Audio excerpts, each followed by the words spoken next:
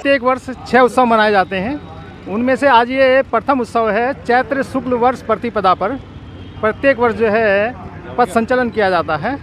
आज भी जो है पथ संचलन का कार्यक्रम है। इसमें गणवेशधारी स्वयंसेवक पूरे नगर का जो है पथ संचलन करेंगे और अपने जो मुख्य वक्ता हैं उनके द्वारा जो है वो दिख दिया जाएगा। आज मुख्य वक्ता कौन आए हैं? श्रीमान नरेश विकल जी। आज नगर में किस क्षेत्र का भ्रमण करेंगे मुख्यतः? यहाँ से हनुमान मंदिर, अनाज मंडी और रामदयाल चौक, सिविल लाइन, नगर निगम और वोट क्लब पर होते हुए वापस से नेहरू स्टेडियम में जो है पूर्ण होगा। बहुत बहुत धन्यवाद। भारत माता की जय। वंदे मातरम, वंदे मातरम, वंदे मातरम। हर हर बम बम तिरंगे। थोड़ा जोश में टक्कर वीर बजरंगे।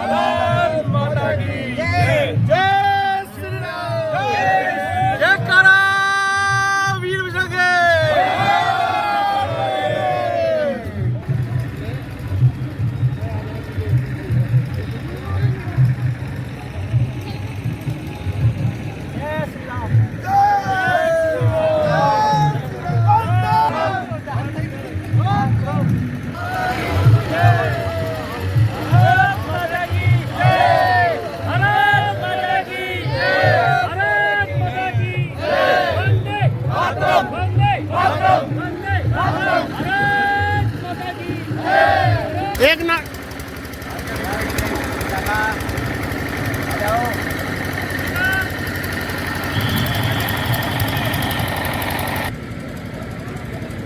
कायम शाखाओं को ही संपन्न करना सबसे बड़ी आयु के उदाहरण।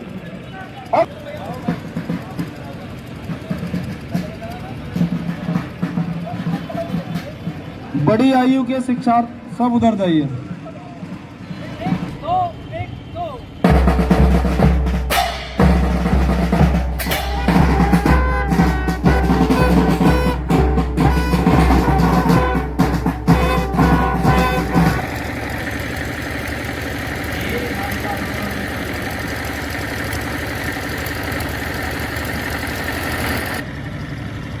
शिक्षक पीछे से भी पंक्ति बराबर करा दीजिए। शिक्षक पीछे तोड़कर जाइए।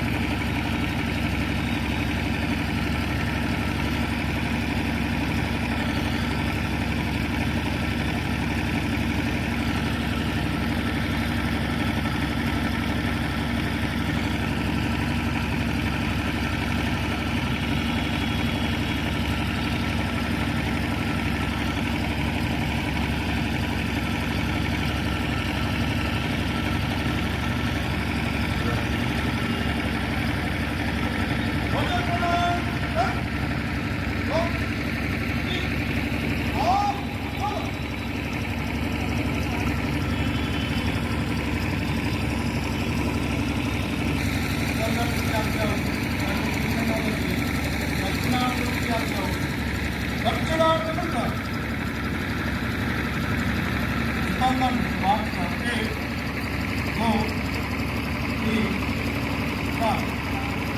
4 ऊपर दिशा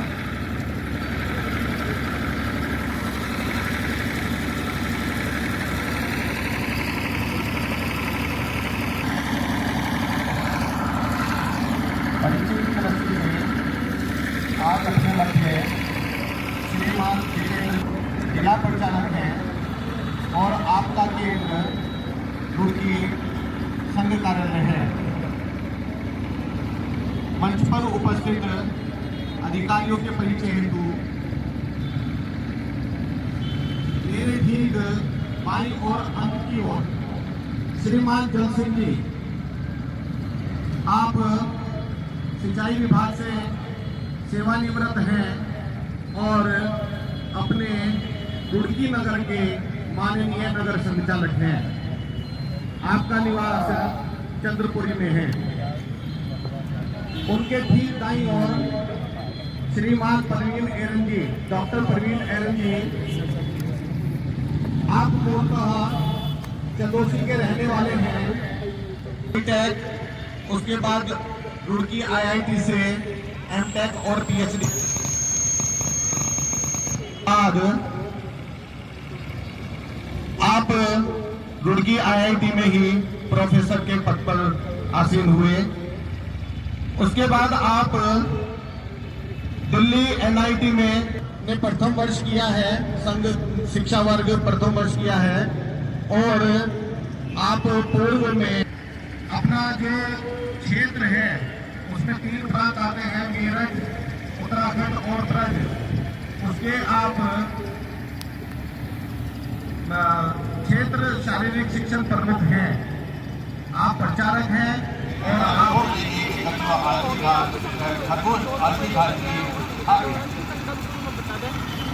जैसे ही वो खरगोश वहाँ पहुँचा, वो सारे खरगोश समाज के खरगोश नाचने लगे, गाने लगे। उन्होंने आगे उस पंक्ति से आगे बढ़कर उस खरगोश को अपनी धरती पर बैठा लिया और वो खरगोश सारे नाचने लगे। बल्कि वो कोशिश करता था कि वो हाथ जाए तो अच्छा है। इसी कारण से गुलाम खराब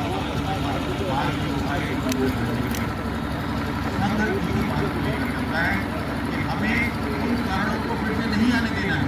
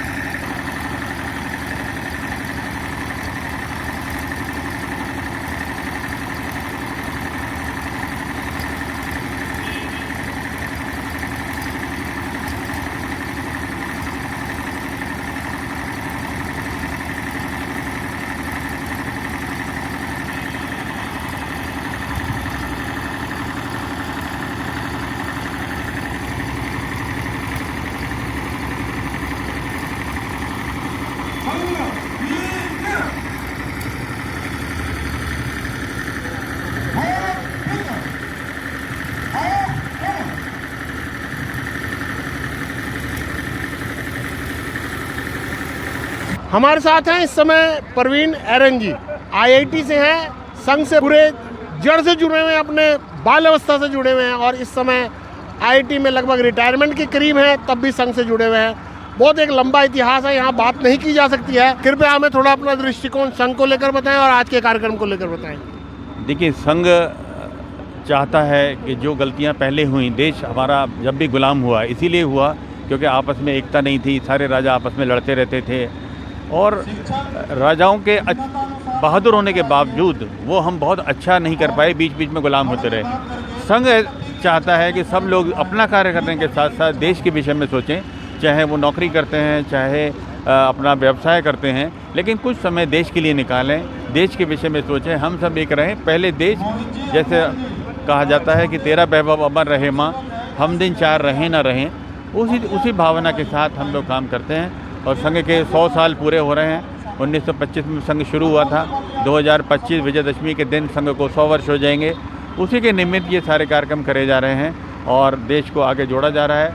आज देश के अंदर ही नहीं, पूरी दुनिया में राष्ट्रीय स्वयंसेवक संघ सबसे बड़ा गैर राजनीतिक संगठन है और रुड़की में भी ये शुरू से ही है। रुड़की तो एक विशेष नगरी है, आप लोग जानते हैं। रुड़की का IIT दुनिया का दूसरा और एशिया का पहला इंजीनियरिंग कॉलेज है। उसी तरह रुड़की में संघ की जड़ें भी बहुत पुरानी हैं। मैं भी लगभग 35 साल पहले रुड़की आया था, पहले पढ़ने के लिए आया, फिर यहाँ पढ़ाने लगा। तो वो समय, आज भी संघ का जो इतिहास है वो भी बहुत पुराना है। यहाँ सब लोग बहुत काम करते हैं और हमारे जो प्रांत प्रचारक हैं संघ के डॉक्टर शैलेंद्र प्रताप सिंह, वो भी रुड़की के ही पढ़े हुए हैं, मेरे खुद के PhD स्टूडेंट रहे हैं। तो हम लोग उसी निमित्त काम करते हैं और आज उसी की तरह की तैयारी चल रही है। संघ का एक दृष्टिकोण था, यह मानना रहा है संघ की छुआछूत के कारण इस देश का जो बुरा हाल हुआ। संघ का लक्ष्य था कि छुआछूत खत्म हो, जाति भेद खत्म हो। आपको लगता है कि संघ इस लक्ष्य को प्राप्त करने में कितना सफल हुआ है? देखिए, संघ आज से ही नहीं, शुरू से कहता है जाति को संघ नहीं मानता। मैं आपको बताऊं, मेरा नाम जो सरकारी उसमें लिखा हुआ है वो प्रवीण कुमार है। मैं कोई जाति लगाता नहीं हूं और ये इसका कारण संघ की वजह से ही है कि जब मैं 10वीं क्लास में पढ़ता था तब संघ से जुड़ा तो संघ के लोगों ने कहा हम कोई जाति को नहीं मानते, आप सरनेम हटा दीजिए, और मैंने सरनेम हटा दिया। आज भी मुझे सब जगह प्रवीण कुमार के नाम से जाना जाता है, जिसमें ये नहीं पता लगता मेरी क्या जाति है, मैं किस जाति को बिलोंग करता हूँ। और आज भी संघ उसी को मानता है। हमारे किसी को ये नहीं कहते, इतने सारे स्वयंसेवक हैं, किसी को नहीं पता इनमें कौन ब्राह्मण है, कौन क्षत्रिय है, कौन वैश्य है, कौन शूद्र है, सब बराबर हैं। हमारे यहाँ संघ में इसका कोई जाति का कोई मतलब नहीं है। जब आप IIT में शिक्षा लिया करते थे उस समय नुक्कड़ नाटक किया करते थे, बहुत अच्छे अच्छे नुक्कड़ नाटक किया आपने और उनका लक्ष्य यही होता था राष्ट्रवाद, धर्म का जो प्रसार हो। तो आपको क्या लगता है वो नाटक कारगर रहे इस मामले में? देखिए, हमने नाटक किए थे जब डॉक्टर मुरली मनोहर जोशी यात्रा लेकर कश्मीर गए थे, तो मैंने एक नाटक लिखा था धधक तक कश्मीर और धारा 370। उस पर हमने रुड़की में भी काफ़ी जगह नाटक किए। आप भी उस समय हमारे साथ थे और बाहर जाके भी किए। उन नाटकों में का आप जानते हैं कि धारा 370 हट गई तो उसका प्रभाव पूरे देश में जो आंदोलन हुए, जो नाटक हुए, उनका कहीं ना कहीं हुआ है और धारा 370 हटी है। ऐसी और जो भी चीज़ें हैं जो भारत के खिलाफ हैं वो हटेंगी धीरे धीरे। आप जब छोटे थे तो आपको बहुत रोका जाता था संघ का काम करने के लिए, ऐसा आपको कहा जाता था कि आप बेकार काम में लगे हुए हैं, बहुत हतोत्साहित करने के लिए लोग रखते थे। क्या आपको लगता है कि जीवन सफल हो गया आपका?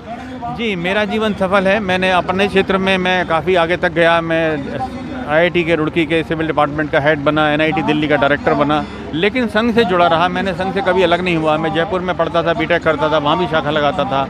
एक साल में लखनऊ भी पढ़ा, वहाँ भी शाखा लगाई। नोएडा रहा कुछ समय, वहाँ भी शाखा लगाई। तो मैं जुड़ा रहा और मेरा अपना मानना ये है कि हम सफल हैं और जीवन में अपने काम के साथ साथ संघ का काम करना चाहिए। जैसे कि आप संघ से जुड़े हुए हैं और कुछ वर्षों पहले तक संघ के शाखाओं की और या सरकारी जो मुलाजिम होते थे उनको संघ से जुड़ा होना उनके लिए एक अब तरह का अभिशाप माना जाता था, बहुत दिक्कतें आती थी। कोई ऐसी दिक्कत भी आपके साथ आई? एक बार मुकदमा हुआ था, एक IIT रुड़की में एक बार मुकदमा हुआ था जिसमें ये हुआ था कि संघ की शाखा जाते हैं, इन पर ये आरोप है, लेकिन अदालत ने उसको बरी कर दिया था कि ये कोई गलत नहीं है। उसमें कोई इस तरह का मेरे ऊपर कोई अदालत की तरफ से कोई आरोप नहीं हुआ कि आपने ऐसा क्यों किया। उन्होंने कहा कि आप संघ का काम शाखा कभी जाते हैं तो इससे कोई दिक्कत नहीं है, जबकि उस समय ये कहा जाता था, लेकिन अदालत ने उसे नहीं माना। आपकी इच्छा प्रचारक बनने की भी रही थी, लेकिन IIT में लग जाने की वजह से आप प्रचारक नहीं बने। क्या आप रिटायरमेंट के बाद प्रचारक बनना चाहेंगे? देखिए, प्रचारक बनना एक जीवन का बहुत बड़ा ख्वाब होता है। हर आदमी प्रचारक नहीं बन सकता, आपको बहुत जीवन में त्याग करने पड़ते हैं। और एक समय था, जैसे मैंने कहा 1990 के आसपास मैं प्रचारक बनना चाहता था, लेकिन फिर नौकरी लग गई, फिर शादी हो गई, फिर चीज़ें दूर होती चली गई। अब प्रचारक का मतलब विवाह नहीं करना होता है, तो वो तो अब संभव नहीं है। लेकिन हाँ, रिटायरमेंट के बाद मैं संघ के जो काम है उनमें और ज़्यादा समय दूंगा, ऐसा सोचता हूँ। अभी मेरे 5 वर्ष हैं वैसे रिटायरमेंट में, उसके बाद मैं और समय दूंगा। आपका बहुत बहुत धन्यवाद। शिक्षा का यही खड़े रहना, जब तीनों एक रचना में आ जाए तो बर्तन हो जाएगा उनका तीनों का एक साथ। बुलेट अपनी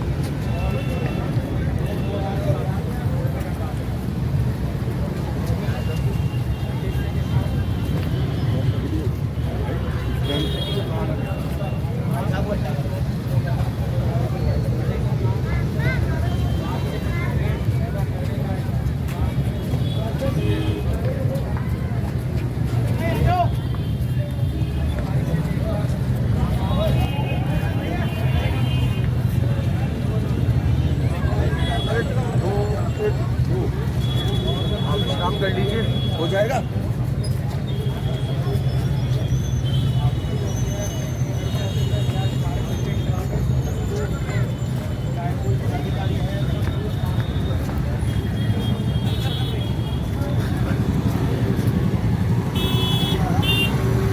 जय श्री राम।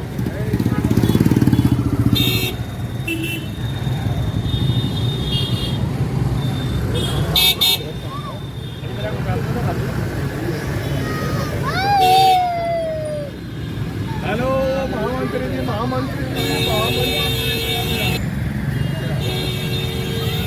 कैसा लगा आपको प्रोग्राम? अच्छा लगा मुझे तो। संदीप जी कैसा लगा? आज वो शोभा यात्रा करी और मन नहीं माना अपनी देशभक्ति के लिए यहाँ आए इनको नमन करने के लिए। राष्ट्र के लिए ये लोग जो समर्पित हैं RSS, उसको बहुत नमन करते हैं।